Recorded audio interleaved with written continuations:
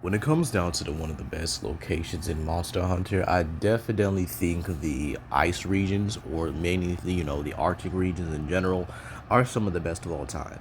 Whether it be the Frozen Seaway, Hoarfrost Reach, Ice Cliffs, the some of the most dangerous tundra areas, I think we all can agree that Monster Hunter has definitely stood out with its Arctic regions more than anything. And in all honesty, they have been some of the more interesting ones, in all honesty. But that's not what we're here for today. What are the top 10 10 greatest Arctic monsters in Monster Hunter?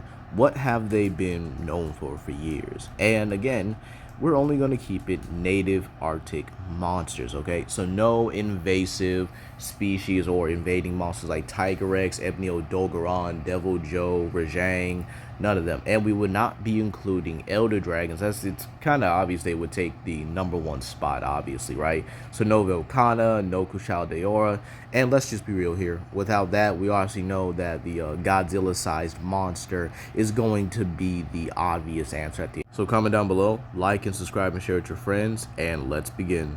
Now at number 10, I have Hibarami and Blangonga.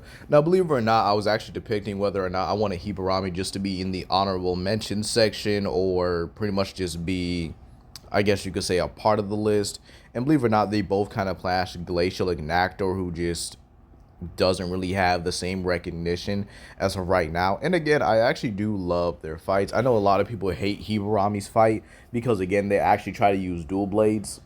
Not sure why. I'd always use either the great sword or long sword just to deal with him, or the sword and shield, because again, you need a very decent weapon to at least take him out the air.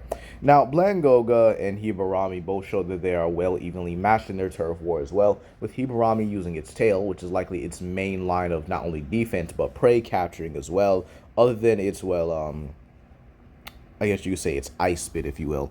But again, Blangonga has just been around longer, so he had a much better chance of being on this list. But Hibarami actually does do pretty well against in his turf war. And in all honesty, if you really want to ask what kind of turf war I think it is, I would definitely say it's like a failed predation attempt or a territorial dispute. Because again, Hibarami can prey on the Gonga or the Blanga that are pretty much with Blangonga, and well, Blangonga is pretty much defending its troop here, and in all honesty, they actually have a high mortality rate, probably just second to bird wyverns, so it's actually pretty interesting. And Hibarami is also a pack-based animal, which is actually pretty interesting for some Leviathans, as again, it's one of the few Leviathans actually recorded to actually pack hunt, which is actually, I'll probably say, pretty great as well. It may be an actual response to the fact that Blangongas do roam in troops, and sometimes two males can also take up the troop as well to actually provide a little bit of defense. But overall, yeah, both of these two definitely get this number. Taking the number 9 spot is Banbaro. Yes, everyone's favorite deer-based brute wyvern. And in all honesty, yeah, he was gonna get this kind of spot. I put him above Blangonga and Hibarami. He's just such a much more unique creature to the Hoarfrost Reach, or to the Arctic area in general. And again, I will have to say this a lot of times when it comes to Monster Hunter videos, we do not get big herbivores like we used to. Banbaro was such a refreshing, I guess you could say, take on a herbivore-based monster. Like, other than, Diablos and Monoblos and stuff like that, and Duramboros and Gamoth, we never had one after a while. Diablos is great. It's nice to see that, another herbivore is in the region. But in terms of the Arctic region, we could have had Gamoth. And let's be real, the Hoarfrost Reach was perfect for Gamoth as well. But Banbaro taking that position also kind of gave it a bit more speciality, if you will, as the predominant herbivore in that region. I'm air quoting, by the way, because apparently he could also be an omnivorous. Yeah, we do find him in a rotten veil, being able to eat some of the bones, maybe even some carrion as well. And pretty much this may mean that Banbaro's stomach is very well versed in taking on multiple forms of I guess you could say, consumption or consuming various things here. So he could very well be eating like the rotten meat, but not really be a full-blown carnivore in general. So yeah, this is why I say he's definitely more omnivorous than anything. But yep, he definitely takes this number 9 spot, and I would not really have it any other way. At number 8, I have Zamtrios. Now, yes, Zamtrios is going to take the number 8 spot on this list. And why not, right? Perfect monster in just about every way. An ice amphibian shark, or the ice frog shark, if you will, right? And Zamtrios, believe it or not, very criminally underrated. But again, one of the most highly requested monsters to actually return in a lot of games. Yeah, believe it or not, I've actually looked up the list with Gamoth and Najarala taking up the first 2 spots, along with Legiana, but we got Legiana back. So again, keep letting Capcom know, excuse me. Keep letting Capcom know that we want these monsters back. Because obviously, if they gave us Legiana, if we keep begging, maybe we might be able to get Gamoth, maybe a new Najarala subspecies. I mean, come on now. And maybe we might get Zamtrios. So keep it up, y'all. We got Legiana back. We could probably get Zamtrios and the rest of them back. So believe it or not, Zamtrio definitely earns the number 8 spot. Overall, it's definitely one of my favorite monsters. Definitely my favorite out of the amphibians, with the second definitely being like Tetsukabra overall.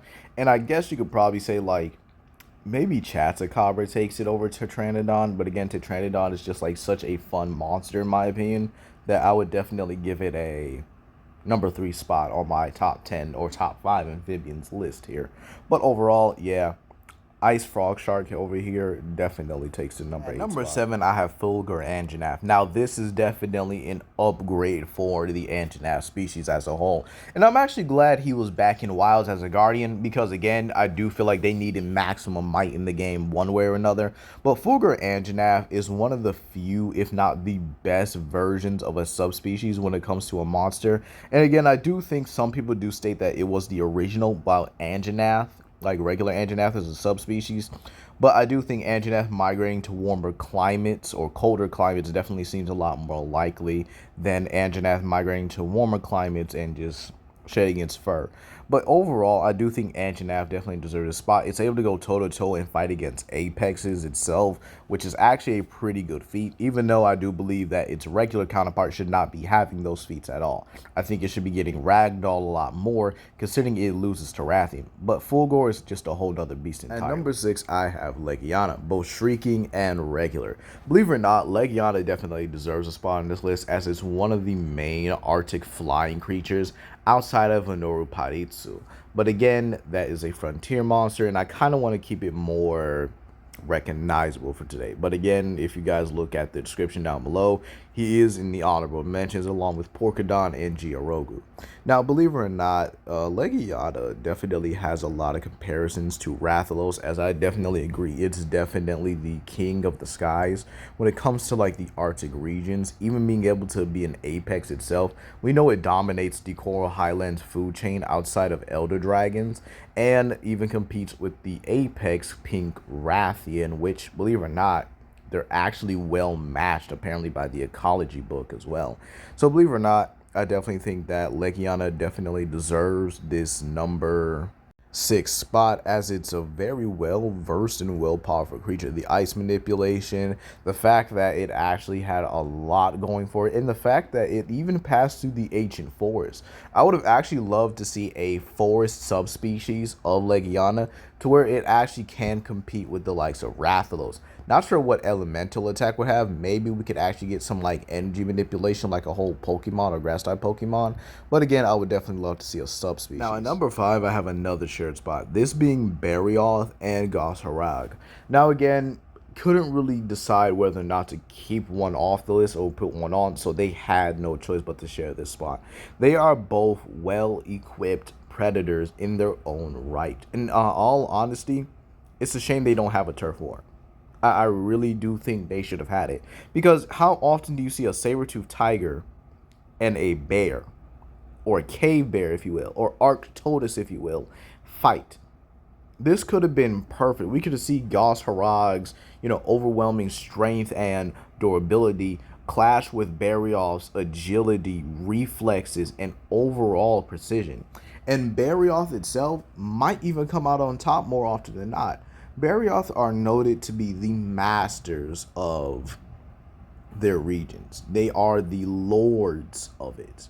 They pretty much dominate everything that's not an Elder Dragon monster, or Elder Dragon in general. Even Elder Dragon level monsters like Devil Joe and Rajang have to be very careful, especially during snowstorms, because a successful ambush from Barioth is taking them out. It does have the strength to pierce their skin, to even injure them. And again, this is likely because Barioth is just simply more intelligent. I would definitely have to say that as well. When it comes to the main three of the Cat Wyvern trio, Nagakuja is the fastest, Tigrex is the strongest, Barioth is the more intelligent. And the fact that he can fly like a flying wyvern should as well.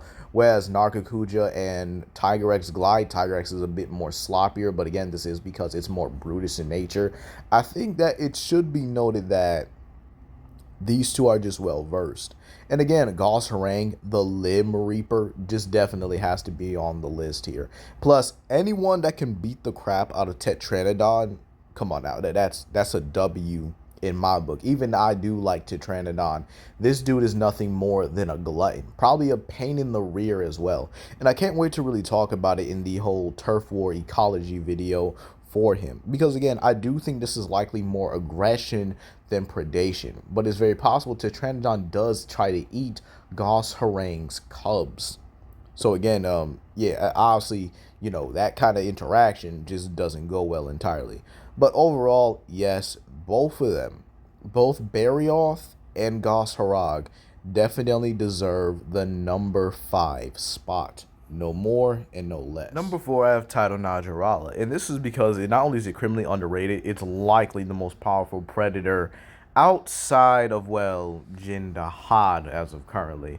Back then, I would definitely say this guy would have been number 2 on my list, or at least number 3. But considering everything's been updated with Sunbreak and, wilds and stuff like that, giving us new Arctic predators and stuff, Najarala unfortunately got busted down to the number 4 spot. But again, it earns this spot regardless. I mean, it's heavily armored, highly armored, mind you, and this is one of the few creatures that even a Devil Joe won't mess with, which is understandable. It's a snake wyvern with armor that is resistant to even the bone-crushing jaws of even Tigrex.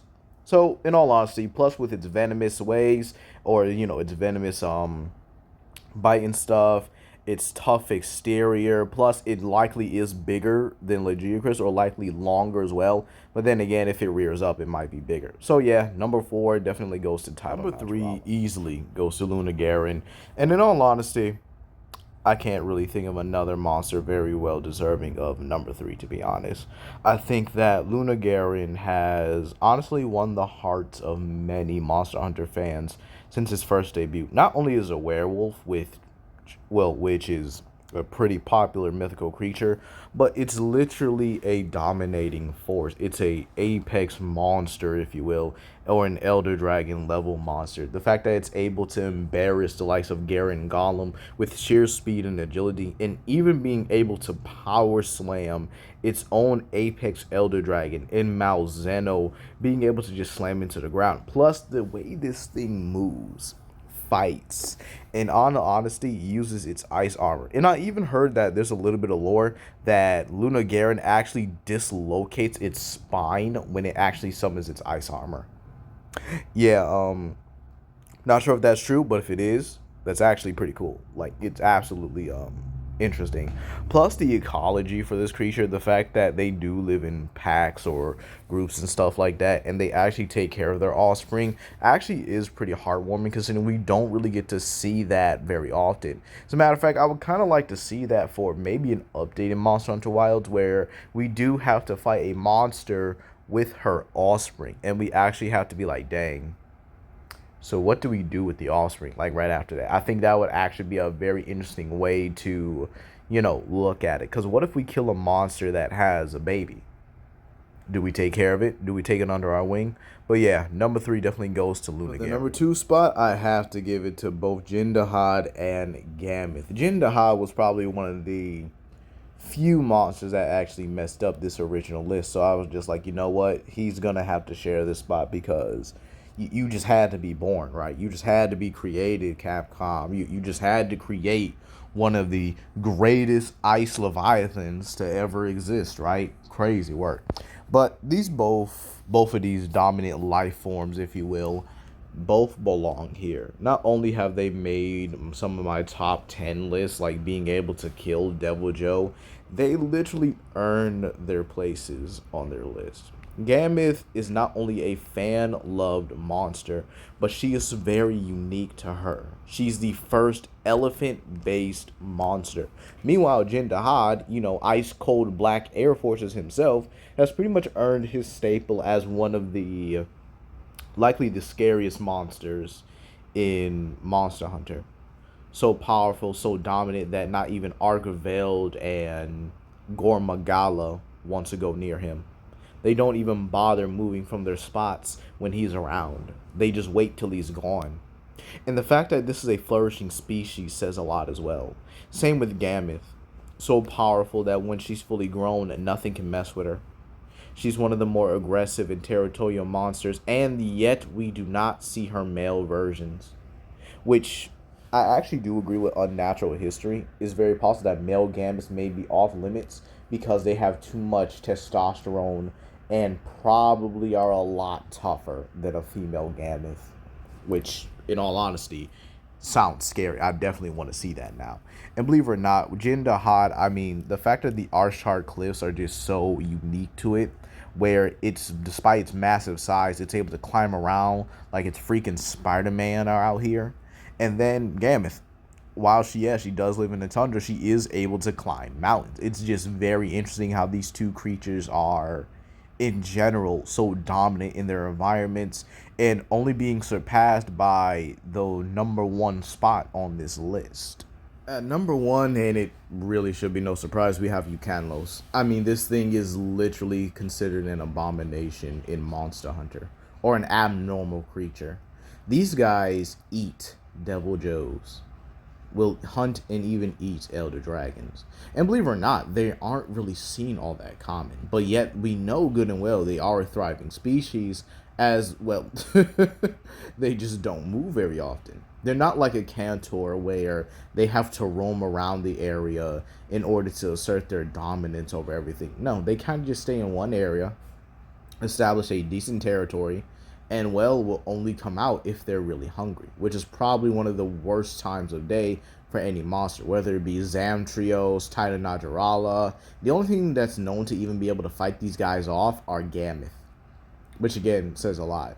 Ukanlos himself really just has no business not being on this list and not being number one. It's an Elder Dragon level monster. As a matter of fact, I would say it's one of the strongest Elder Dragon level monsters.